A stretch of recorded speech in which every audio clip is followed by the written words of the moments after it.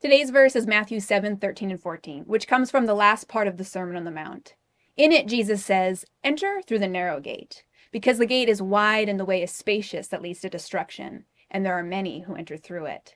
How narrow is the gate and difficult the way that leads to life, and there are few who find it." In verse 13, Jesus' command is short and to the point. Enter through the narrow gate. A little later in verse 14, he identifies what this gate is the entrance to. It's the entrance to life. But before he reveals that, he gives the reason that he makes this command. He says, because the gate is wide and the way is spacious that leads to destruction, and there are many who enter through it. In other words, there's another gate out there, and when you see it, it will appear to you as if it were the gate to life, because it is so wide and welcoming, and because the way leading up to that gate is so spacious and roomy, even with so many people on it, the crowd itself adding to its attraction. But Jesus says that wide gate, that broad way, and that bustling crowd, it leads to destruction.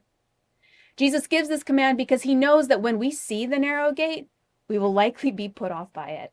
And the way leading up to that gate will look difficult and constricting, even though only a few have chosen it, which itself lessens its appeal. This verse offers us a challenging truth. Our hearts are naturally drawn towards destruction, and our minds find it easy to rationalize that choice.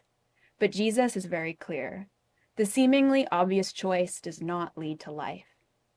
Today, be strengthened by the words of Jesus. Continue to choose the narrow gate. Jesus himself is that gate, and continue to choose the difficult way. Jesus himself is that way, who is leading us into the very presence of the Father and into abundant life. If you'd like to learn more about the historical background of Matthew's Gospel, please visit the Bible Affects YouVersion Connect page.